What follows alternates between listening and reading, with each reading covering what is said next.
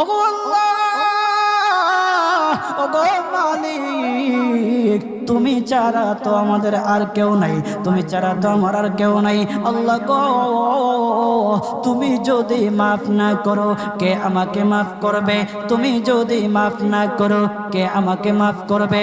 তুমি যদি আমাকে মাফ করো তাহলে তোমার কোনো দিকে কমবে না, তুমি যদি আমাকে মাফ না করো তোমার কোনো দিকে বাড়বে না।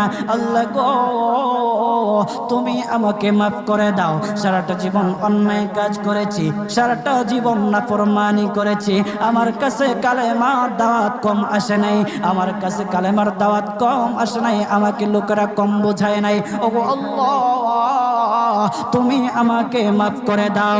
মাফ না করলে কোথায় যাব, কার কাছে যাব?